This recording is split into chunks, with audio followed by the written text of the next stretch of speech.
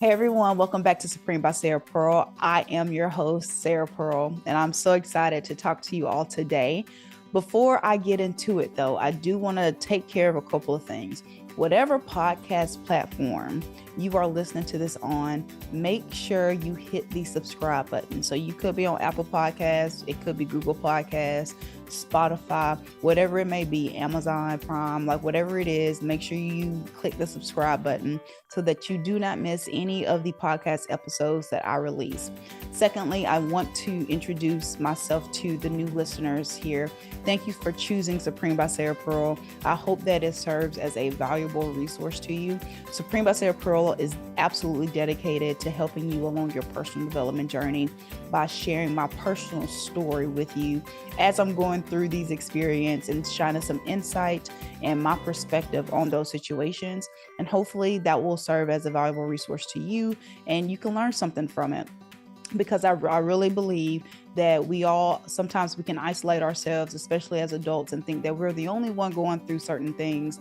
And in reality, there are other people that are going through the same things. And if we just communicate with each other and share our experiences and be open and authentic, we will definitely be able to help each other along our journey. So that's what this podcast is all about. And I'm so excited to dish with you all because it's been a little while since I've talked to you. So as a quick update, I am going through a few different things in my life. And I say going through as if it's like, something just like super challenging or, like physically tough or whatever. But it really is just a lot of mental obstacles that I'm overcoming. And really, I'm working on overcoming some personal doubts and things like that I'm trying to get through. And so I want to talk to you all about that because I'm 100% sure that there's somebody else going through these things that I'm going to talk about today. The first thing is believing that I am the one, like I'm the one that is supposed to do the things that I feel in my heart that I'm supposed to do. Okay. We all have this calling, and I talk about this quite often on this podcast. We all have a calling over our life. We all have a gift, and there's a unique way that we offer value to people. Right. And so my unique gifts and talents and interests, I know that they are divinely placed within me.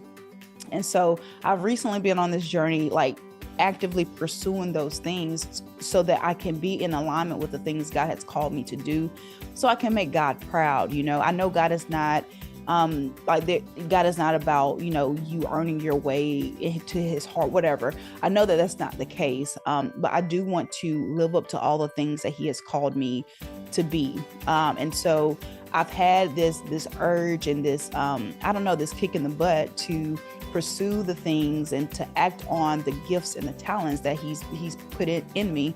And so lately I've really just been doing an analysis of what I'm good at, what my gifts are, and really what I want to do and how do I offer value to people with my unique gifts and talents. And so I've come to a few things.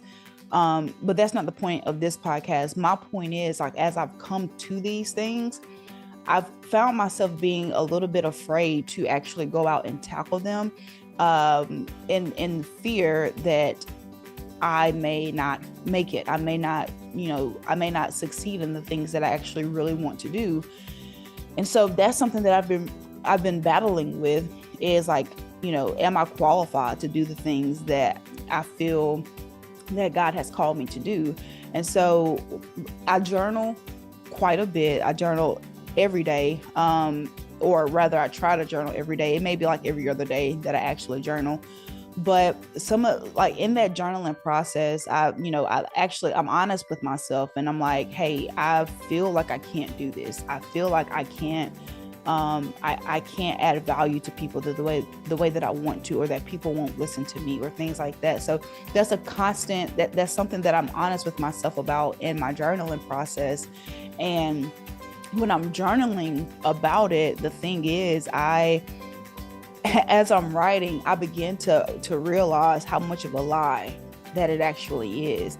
And what happens a lot of the times when So on days that I don't journal, what happens is I'm so stuck in my head, and I'm thinking to myself all the things that are obviously lies from the enemy, right? Like, Sarah, you can't add value to these people. Nobody's going to listen to you. You're not credible. All these things. Like, I mean, it's a long laundry list of things that I feel attacked by on a daily basis. And so when I don't take up a second to write down how I'm feeling, or I don't take a second to actually think through the things that are coming, like that are bombarding me, then those things tends to settle into my mind as a truth. Okay. And I begin to think that, okay, these things are true about me, right? And I can't act on what I actually really want to do, because I have this faulty belief system all of a sudden, because I haven't taken a second to look at what I'm taking an objective look at what it is that is the lie that I'm actually believing to be true, right? And so journaling has proven to me, or it has shown me, or given me the space, rather, that's what I'm trying to say. It's given me the space to take a step back and look at all the things that I've been believing, all the lies that I've been believing to be true, and writing it down, and then looking back at it and seeing like, wow, Sarah, like, you're real. First of all, that's really rude of you to think of yourself that way, right? And what does that say about your self-esteem for you to actually believe this to be true? Like, you know all the things that God has called you to be, right? So you know that God has a way of like, when you show up to what you're supposed to be doing, he has a way of making sure like the right people are listening. He has a way of making things work in your favor when you are in alignment with his purpose, when you show up to your purpose. So all the things, all the fears and things like that you're talking about, those are only true when you are out of alignment with your purpose, and you are in alignment. So you need to show up, and this is me talking to myself, like this is what I come to when I'm journaling. You need to show up, okay? And when you show up, all those fears disappear, right? And so as I'm recording this podcast, all those fears that I had are not present right now, right? So I want to encourage y'all in that sense, because whatever it is that you feel called to do, like whether that is in interior design, or if that's in starting your own clothing business, or, you know, stepping away from your job to pursue something full time, like whatever it is, if you feel the call of God on your life, and you know, like, you all will know what it is that you're, you know, that God is telling you to do, the things that you're really good at, the things you're really passionate about and naturally interested in. You will know. Okay. So I want to encourage you all to pursue those things wholeheartedly. Don't pursue them blindly. I'm not saying that. Okay. What I am saying is take the steps necessary to position yourself to win in those areas in a way that you are able to impact people in a way that only you can. Okay. So that's what I mean, because there is an impact that you are meant to make on this world, and it's an impact that only you can make. It's a special fingerprint that you have, right? And you don't want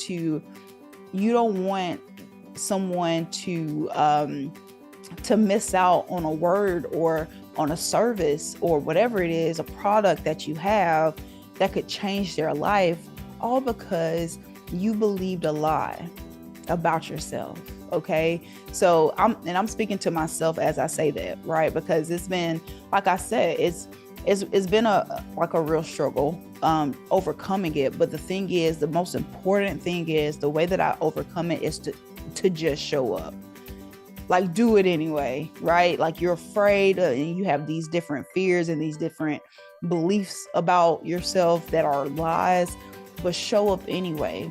Like, what I've realized is that whenever you think about, or whenever you begin to respond to that little voice in your head, when you hear the voice, and the time between when you hear it to when you act on it, the shorter that time is, the better off you will be. So respond to what we call ideas. Respond to those ideas in a timely manner, so that whatever the enemy has in store for you tonight, like whatever weapons he have in store for you to keep you from doing that, he doesn't have time to do it, because you are taking action immediately. And I'm not saying, guys, again, I'm not saying to just jump off the bridge and hope a parachute appears. I'm not saying that. I am saying, if you have an idea, write it down and figure out what the next steps are to achieve that idea, right? To make sure that whatever you can do towards that idea, you do it, okay? Because that is positioning you to do all the things that you want to do as far as that idea goes, okay?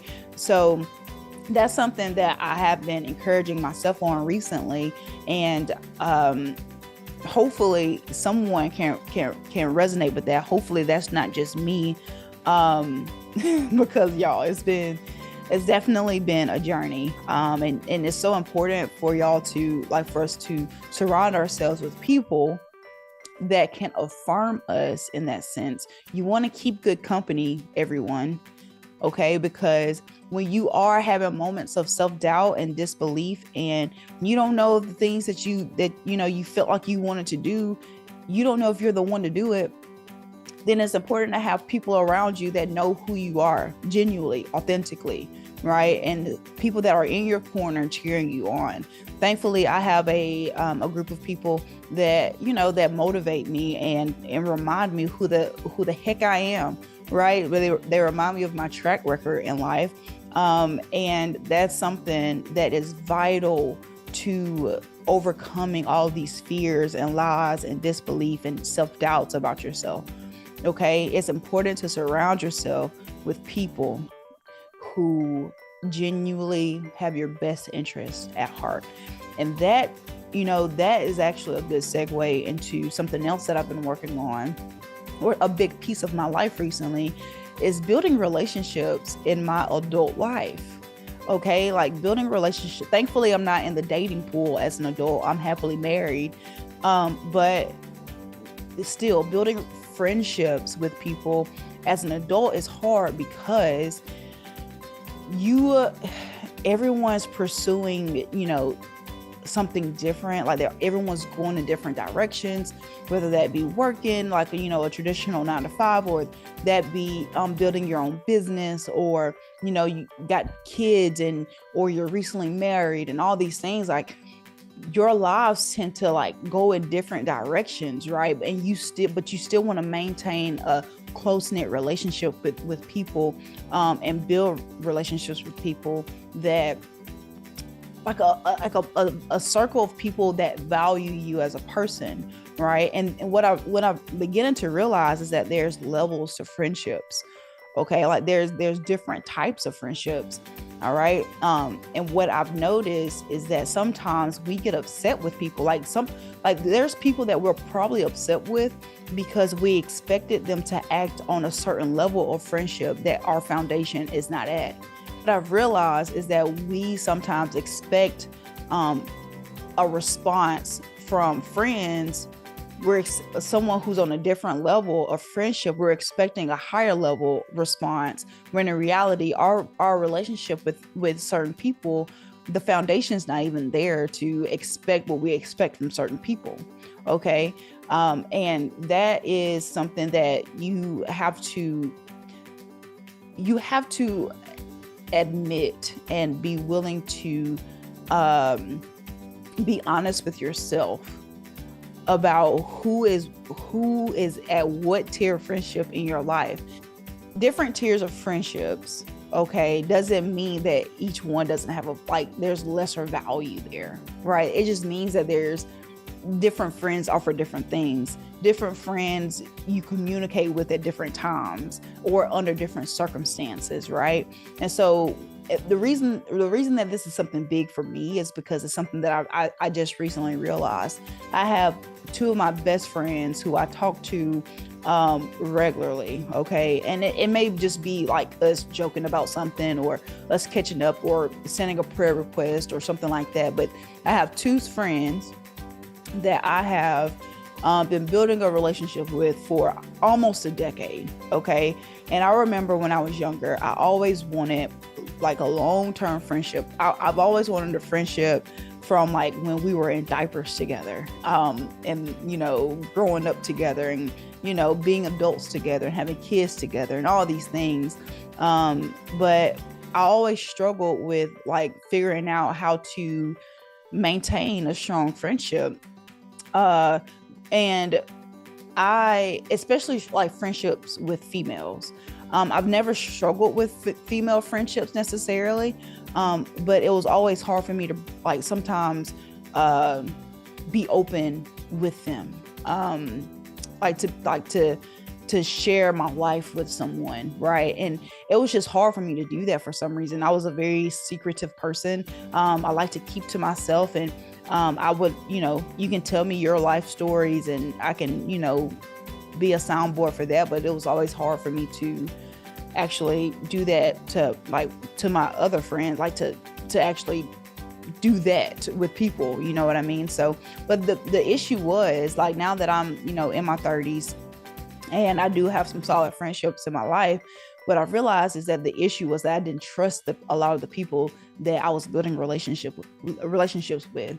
And if I would have known this in my early 20s or in my 20s period, I would have been able to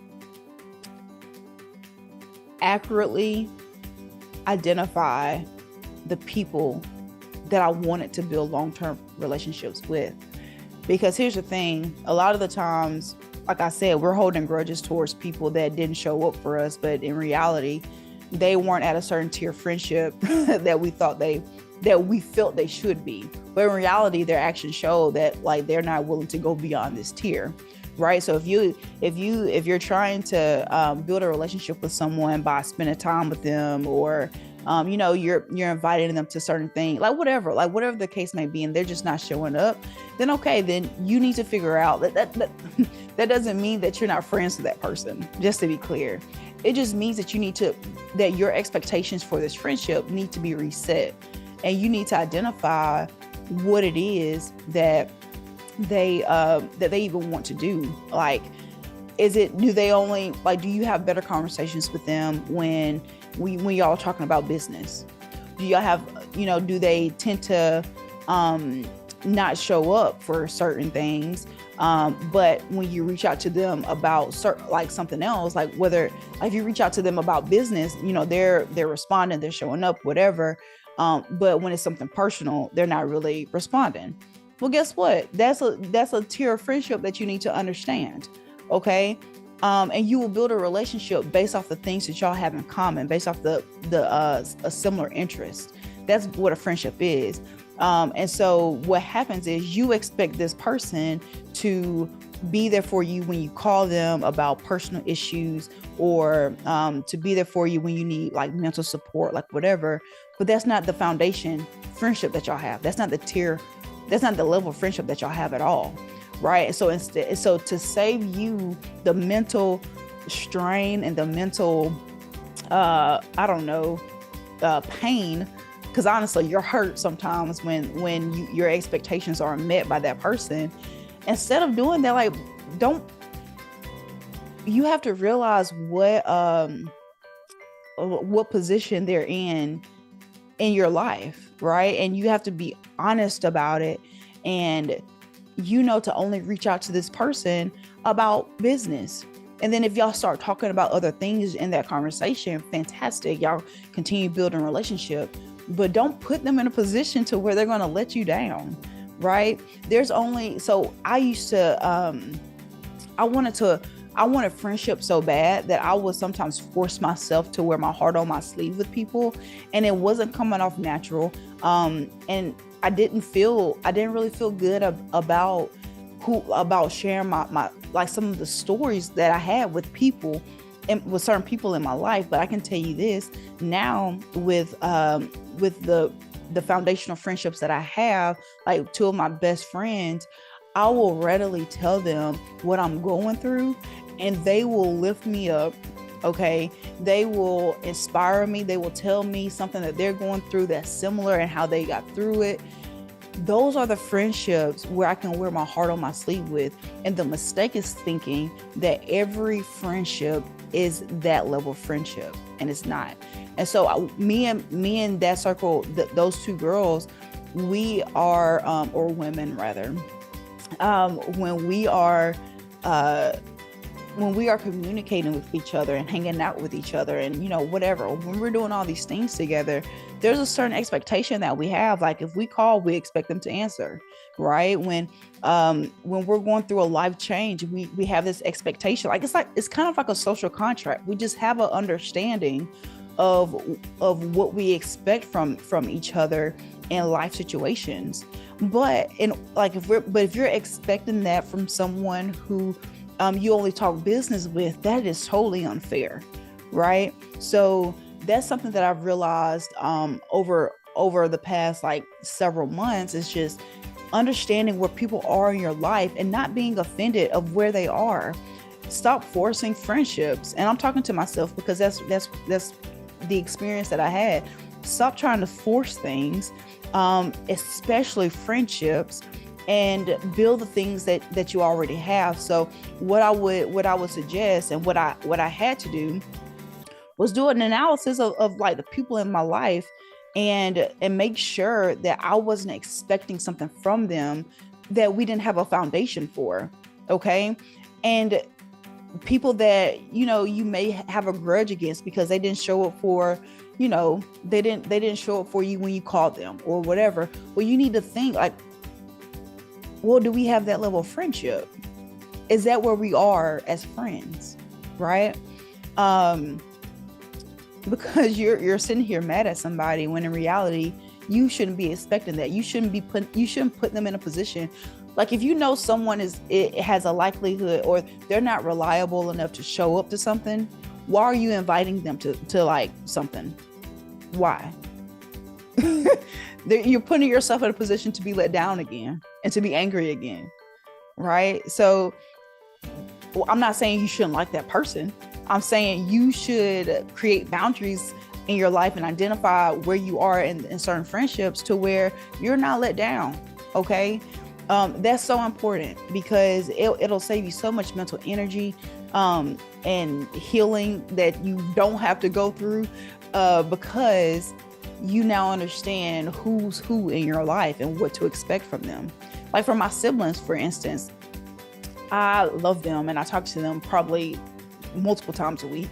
I have two older sisters and a younger brother, and it will be foolish of me to expect them to provide for me. That's not the relationship we have. We're siblings, right? We are.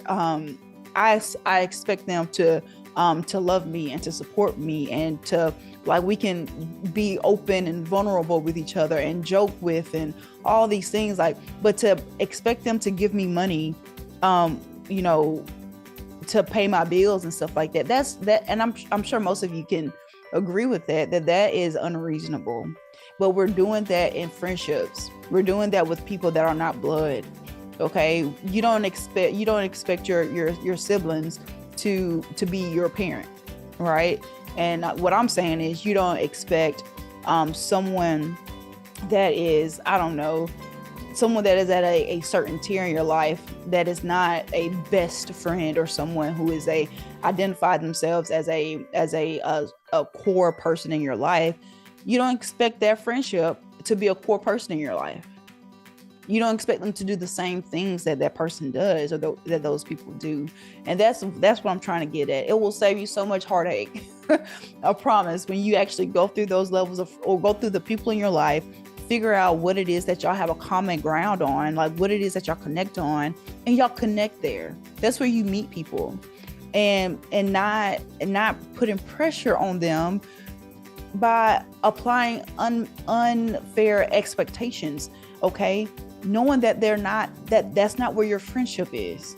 And maybe the friendship has a opportunity to, become a core relationship, but to expect that when they are not there is unfair.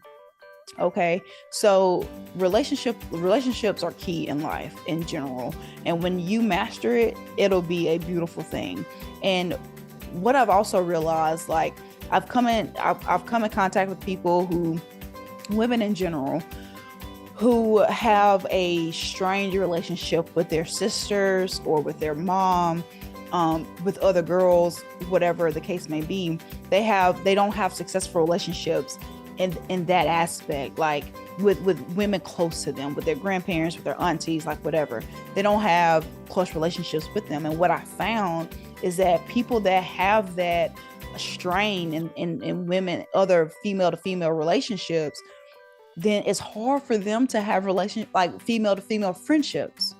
Okay. And so I feel that in order for us to be the best of friends that we can be, like the best people to other people in our lives, then we have to mend those relationships with our families, like with our moms and our sisters. I can say this, that me and my sisters, we've always been close. We're a close-knit family in general, but me and my sisters, we've always been close. But so my relationship with my oldest sister is one that we're just like, in the past like 6-7 years, we've been cultivating this deeper relationship. And we're now become like, she's like one of my best friends now. Right. So the thing is, like, as I worked through my relationship with her and became closer to her and understood her a bit more, I began to realize that the conceptions, there were misconceptions that I had about her. Not, she's gonna listen to this and be like, really, Sarah? But I didn't think she liked me. I thought that, like since she was the oldest sister, she was the one that babysat us when the parents were gone. And so I always saw her as like a authoritative figure in my life. And so she used to like discipline us, not like send us to our room or something, like tell us you can't watch TV if we did something, whatever. And I felt like and I was always in trouble, I felt like she didn't like me. And so that hindered our relationship as I became an adult. But as I cultivated that relationship with her, I began to realize that my relationship with the two of my best friends, those began to deepen as well. And so there's a correlation there. Like if you have a strained relationship with the females in your family, then likely the relationships with your female friendships may not be as deep as you want them to, or you may have a hard time developing strong female friendships in the first place. So that's a little bit about, I guess, like where I've been with that, like establishing friendships in my life and working through who is who in my life and where they are and what level of friendship we have. Okay. So that's important. And so the thing is, like, a lot of the times we think we know someone, just like with my sister. Like I feel like I knew her, but I really didn't.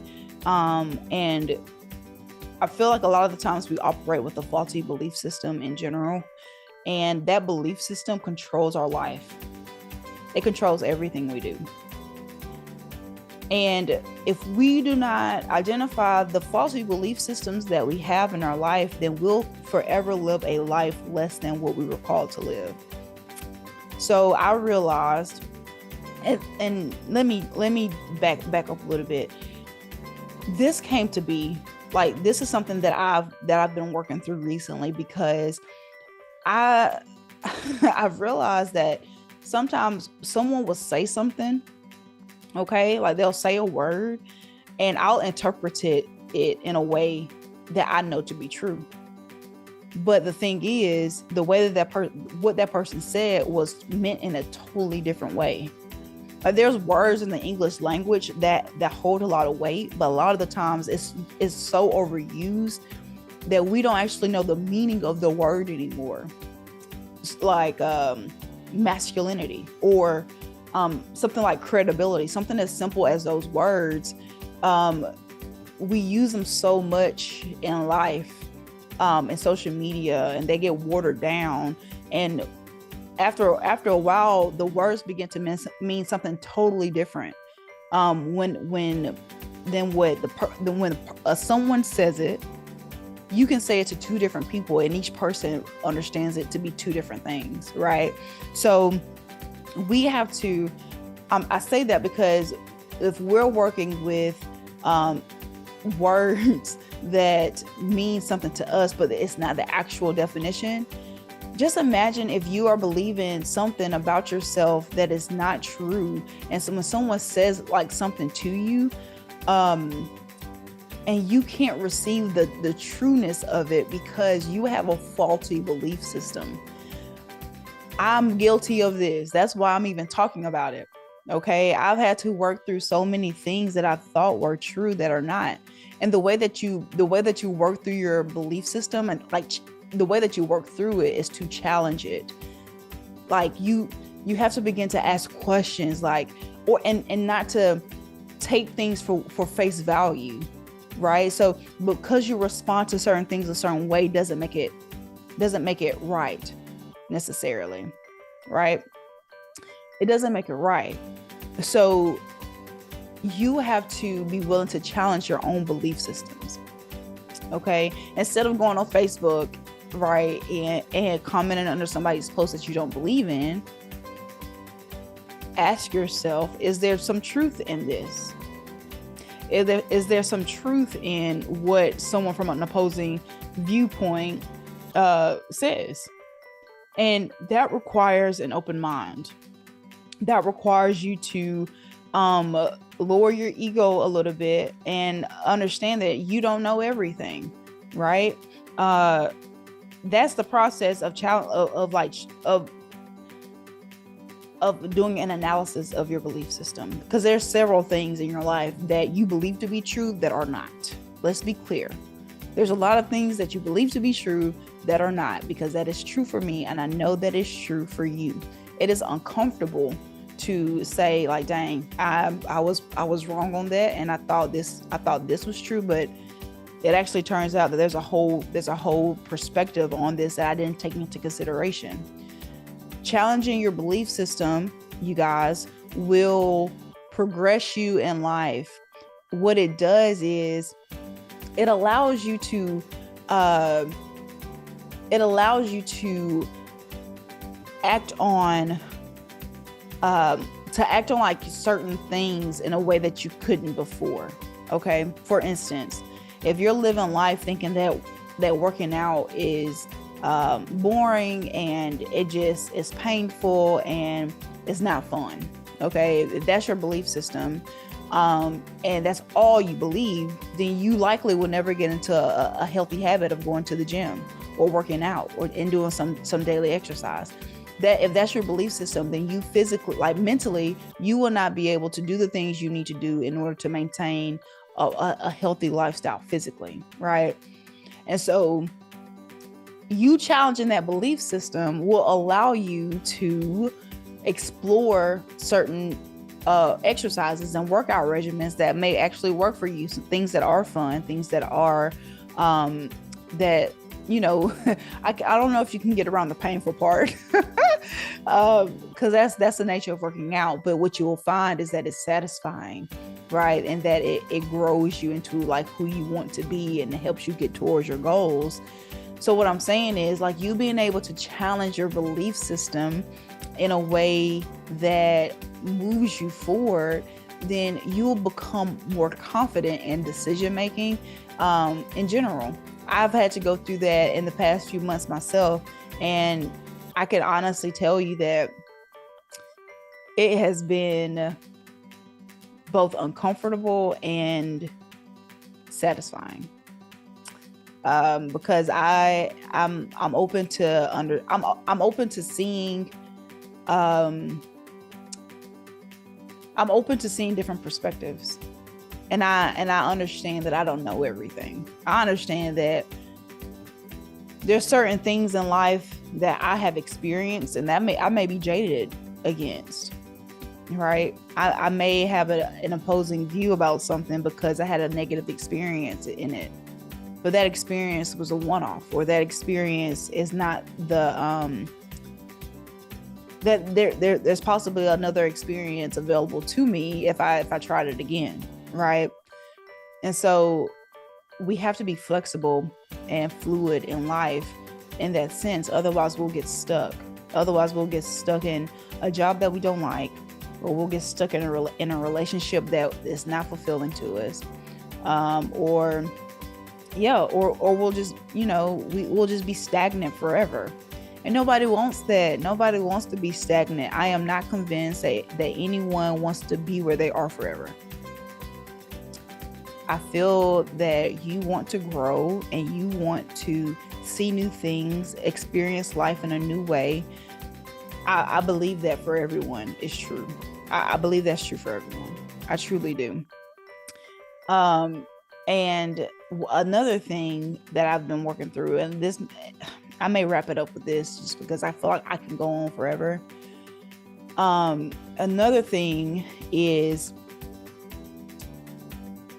reestablishing healthy habits in my life. So I recently found out that I have low iron. They said that I am severely anemic, and looking at the numbers that I have compared to what the normal ranges are, I am definitely severely anemic. And so I've had to take control of my health, because for anyone who knows, anemia can leave you severely fatigued, like just really tired. And that one symptom alone was sabotaging my life. I couldn't take enough naps in a day. And I woke up just super groggy, and I hated every minute of it. I hated it. And so when I went to the doctor, I asked them if there was like an herb or a food that I could do that could naturally boost my iron levels. They said no, and that, I needed to take, I think it was iron, ferrous phosphate or something like that they wanted me to take. And I was like, okay, y'all can prescribe it to me. But I'm for anyone who knows me knows that I'm not as trustworthy towards the medical industry. I use them for information, so I'll use them to get my blood looked at so I can compare my levels and make sure I'm doing okay. But that's really the extent to which I use doctors. Okay, I have my reasons why. But so the doctor told me that there was no other alternative to building my iron levels besides the prescription she was giving me. So I was like, bull crap, I'm going to go research myself and see what natural ways to boost my iron levels are out there. And the first thing that I came across was all these studies about beetroot juice, how like in athletes and in anemic women. And there was even a study on rats, anemic rats even. And what they found was that beets have a very effective, they're very effective in raising iron levels. It has iron in it. It has B12 in it. It has vitamin C in it. All the things that I needed as an anemic person. Okay. So I have been taking beetroot juice for every day for the past 8 weeks. Okay. Disclaimer, beetroot juice is not the tastiest thing in the world. I will say that. It is quite literally dirt water, in my opinion. But beyond that, beetroot juice has definitely boosted my iron levels. I went last week to get my blood levels looked at, and my iron levels have increased, which is a win for me. I'm still in the anemic range, but they have definitely increased. And so I have projected my my iron restoration process to be about 6 months. So I'm 2 months in, and I'm feeling a lot better than what I was feeling at the beginning of the year. I wake up, I have more energy, okay, and I even have more energy throughout the day. There was a time when I wasn't going to the gym, and when I say that, anyone who knows me knows that I am a regular at a gym. Okay. Like working out is like therapy for me. And so it was a month that I didn't go to the gym because I didn't have the energy to do it. But when I started regularly going, like doing this beet juice regimen, I noticed that I could hop out of bed and feel great and have energy. And I had energy to go to the gym and get a good workout in. And what I realized, y'all, I've had low iron for a while. I know that when I was an athlete, I had low iron. Just looking at the symptoms, like muscle fatigue, like in a workout, like early on in a workout, and like dizziness and lightheadedness during workouts and stuff like that. I don't experience that anymore. But I experienced it quite a bit when I was an athlete. And I remember thinking,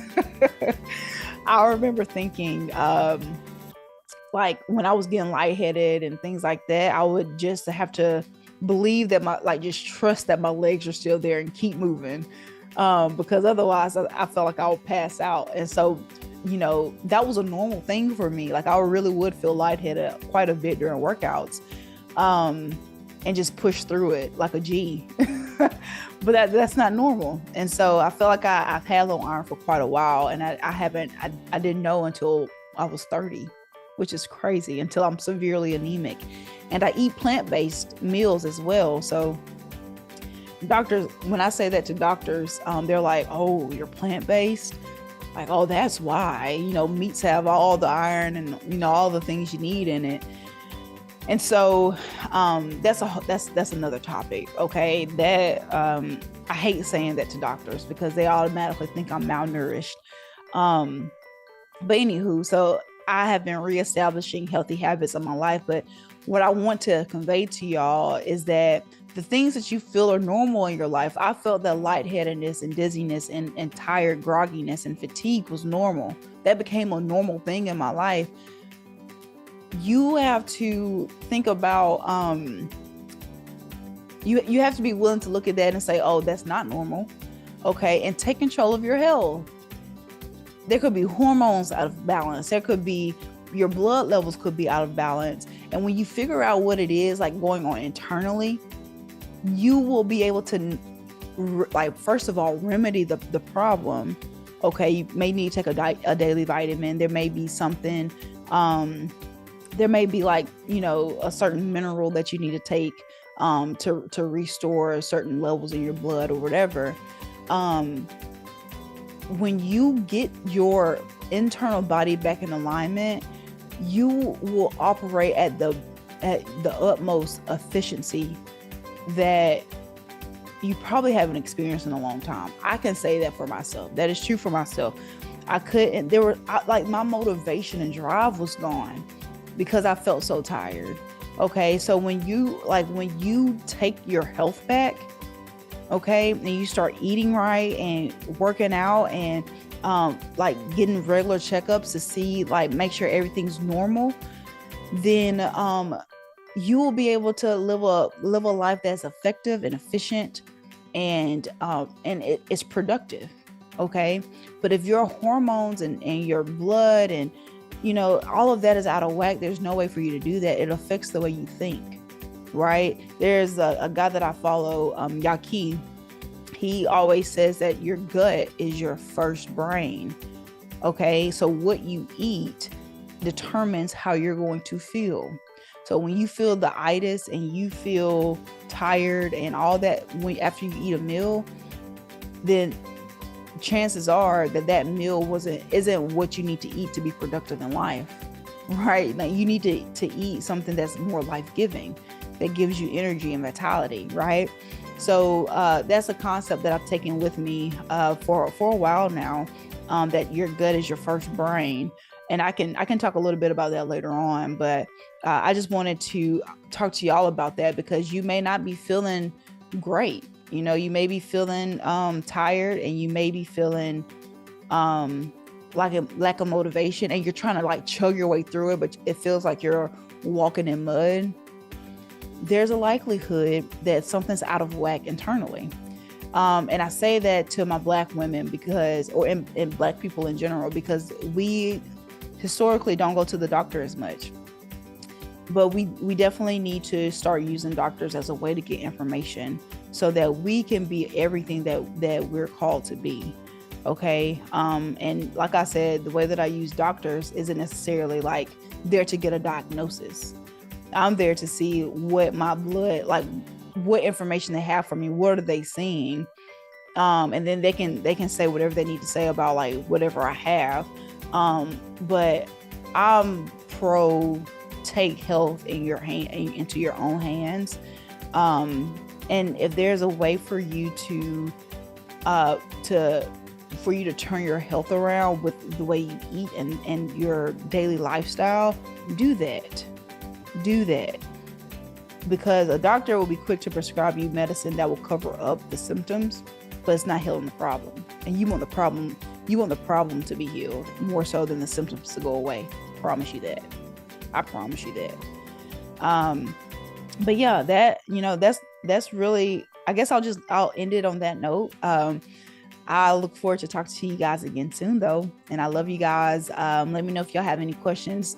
Don't forget to subscribe to the Supreme by Sarah Pearl podcast on whatever platform you're listening to it on. And follow me on Facebook at Supreme by Sarah Pearl and on Instagram at Supreme by Sarah Pearl. Love you guys, and I'll talk to you soon. Bye.